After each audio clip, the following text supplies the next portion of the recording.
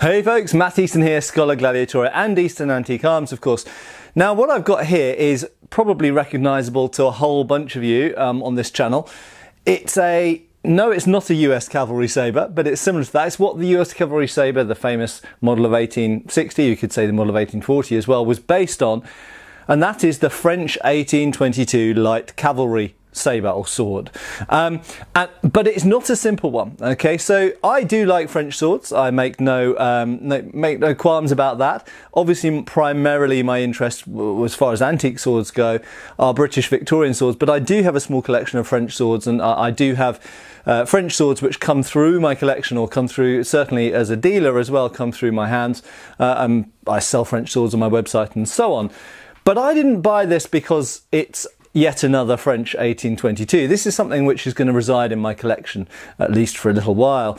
And that's because this is, in some ways, a piece of British military history. In fact, in all the ways, it's a piece of British military history. How can that be, I hear you cry? Was it a sword used by the French at the charge of the Light Brigade? For example, famous, the Chasseurs d'Afrique came to the rescue of the chargers at the charge of the Light Brigade. And of course, the British Army and the French Army served together in China and elsewhere. So in fact, a lot of British people don't know, a lot of people don't know, that during the Victorian period, the French Army and the British Army, and navies as well, operated together in some conflicts, and had some degree of sort of relationship, a good relationship. Many people think of the negative relationship, obviously, of the Napoleonic period, but after that, there are actually, in some instances, some quite close relationships between the British and French militaries, and of course, most famously, World War I. Remember, World War I was essentially the Germans and their allies on one side, and then the combined Anglo-French army on the other side with their allies. And people often forget that, because obviously England and France have a long history of animosity, going all the way back really to, I suppose, let's say the Normans was probably the start of it. And then of course you've got to remember that England at that point really almost was inextricably connected to France. So actually what you've got is kings of England who were also dukes in their own right in the Kingdom of France. So and that led ultimately to the 100 Years' War and so on. But coming back to the 19th century, so how is this sword a part of British military history? Well, by virtue of the fact that it has got an inscription, or rather some engraving, on the hilt. So first of all, let's just have a little look at the sword. For those of you who don't know, the French 1822 light cavalry sabre, which was used, in fact it's still made today for ceremonial purposes in France, but it was used from 1822, it was based on some earlier models of the late Napoleonic period, and it was used from 1822 right the way through the 19th century and into the 20th century. There were these being carried in World War I still, and they were carried in all of France's wars where light cavalry were present, at least, which was a lot of them, or most of them, and a very, very common model of sword, therefore, and we come across them quite often. This one, with French swords, you often have inscriptions on the spine of the blade telling you about who made it, where it was made, and sometimes the date of manufacture. In this case, this was made by Culot Frères of Klingenthal, a famous maker, even a dynasty of makers, shall we say, the Culot family, the Culot brothers, who made swords in Klingenthal. This one is not dated, okay, which is a little bit of a shame, but we have some rough inkling of the date of it. It's after the middle of the 19th century, and it's probably from about the 1860s or 70s. How do we know that? Well, we'll come on to this. So, where it connects to my interest in British military history is I'm going to get really close to the camera now and see if I can get the camera to oblige me by focusing on the hilt. So there we go, you can just about see down here, there is an inscription. And if we come round to the back here, there is, hopefully you can see, another inscription here, which are actually some initials. So what we've got is some writing and then a date, with some nice scrolly decoration around them, and then at the back here we've got some initials with, again, scrolly decoration above and scrolly decoration below. There are 3 initials that I believe at the moment, I haven't researched this yet, and if I find out who the person is, so that's a person's initials, if I find out who the person is, then I will let you know in due course, but I think at the moment it is JHT, or that could be an S. Victorian engraving of letters is quite stylistic, and it can be quite difficult for modern people to wrap their heads around what some of those letters are. So, for example, an S will often look like what we think might be a J. So very often what looks like a J is an S. But down here we've got the name Tel El Kebir, and then we've got a date, 1882. So anyone who knows British military history will know what Tel El Kebir is, and will know the date 1882. So in 1882, the British government, in its wisdom of the time, in its imperialist wisdom, decided to invade Egypt. Okay, they didn't like how things were going in Egypt and that whole region, and they decided that a military intervention, much like we've seen in the late 20th and early 21st century in other parts of the world, that I won't go into now, highly political, the British government, being then one of the big superpowers of the world, probably Britain and France equally were the big superpowers at that time, decided to invade Egypt. And they essentially turned Egypt into a sort of protectorate. So it was never exactly part of the British Empire, as I understand it, but it was more a sort of an area that was under puppet control, essentially. So in 1882, the British government invaded Egypt. I actually own a number of other swords in my collection which are related to and were carried in that 1882 invasion of Egypt. I probably own probably around 8 or 10 swords in my collection that were there in 1882 in Egypt, and some of them were also there at this battle, the Battle of Tel El Kebir. Now, Tel El Kebir was a battle I've actually referred to previously on my channel. It was famous for a number of things, the cavalry action, cavalry actions, also most famously the charge with cold steel of the Highland regiments that Colonel Fox, who was sort of rival of Alfred Hutton, was actually present at when I think he was a captain.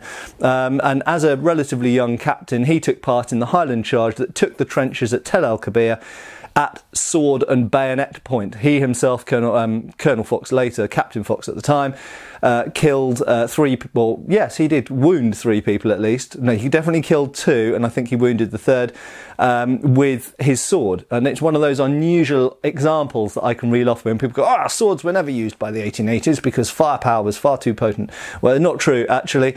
As we know, obviously, in World War I, even bayonets and swords and things were used. And in 1880, occasionally, as well as used in accidental circumstances, so for example, where a gun had run out of ammunition, or someone sprung out in urban fighting or nighttime fighting or trench fighting, someone sprung out at close range and there wasn't time to shoot them, or you couldn't get the angle to shoot them, cold steel was definitely used. And this is an example. Tel El Kebir is a fantastic example of when there was a lot of cavalry action, but there was also a lot of infantry hand-to-hand action between the British forces and the Egyptian forces. And bayonets and swords were used extensively in that, and they specifically decided to do that rather than stand and duke it out with rifle shooting at long range, because the Egyptians were entrenched. So the best way to take the trenches was to storm them. Okay, they couldn't have shot at them because they just didn't have the capacity to be able to aim and shoot at them. You know, they could have sort of rained down artillery fire perhaps in some scenarios, but they decided to just storm those trenches and take them at cold steel. So anything sword or bayonet related to Tel El Kebir, or frankly anything related to Tel El Kebir, is quite interesting to me because it's an interesting battle in a more or less interesting but very short war. So here we have a sword. Now you're thinking, so what is a French sword doing at Tel El Kebir? Surely a British officer wasn't using a French sword at Tel El Kebir. No. And we're not even sure that's an officer. Those initials could be a private soldier, but they might be an officer. I think it's likely, but you never know. It could be a cavalryman, for example, who just found this.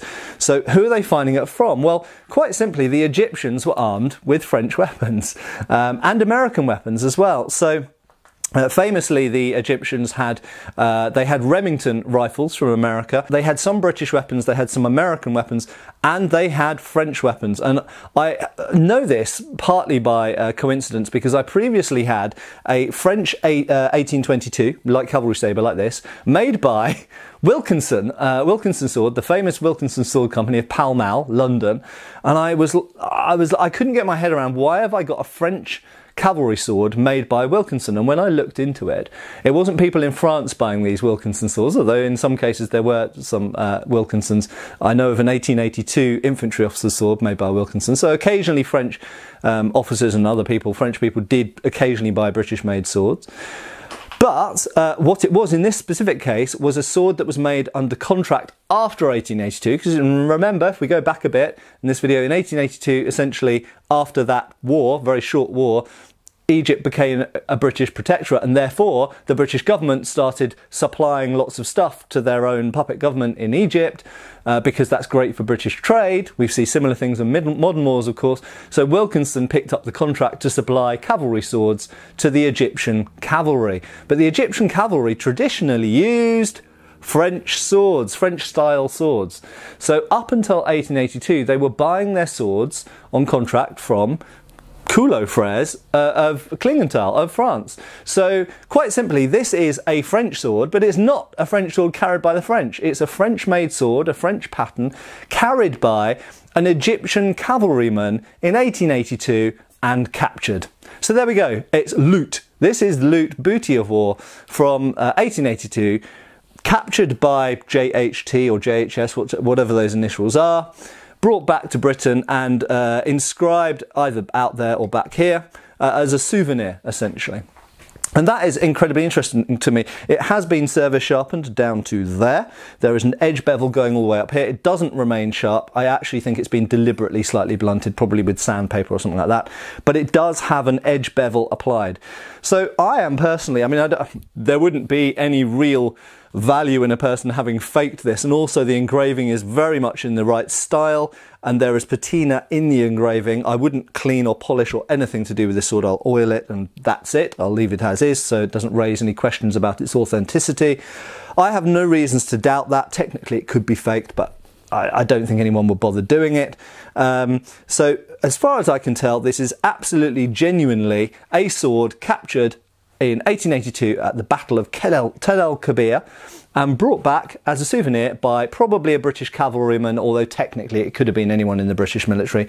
Could have been a infantryman, could have been you know, a sailor or something else potentially, but most likely I think it's a cavalryman in the British cavalry capturing this from some probably surrendered or maybe killed Egyptian cavalrymen, bringing it back. Fascinating stuff. I think this is absolutely great, and it will go very, very well with my Tel El Kebir British swords as a sort of counterpart to them. Anyway, I hope this has been interesting. Give me a like, please, and subscribe to the channel if you're not already. And I will see you again soon for hopefully what will be another interesting video. Cheers for watching. Bye.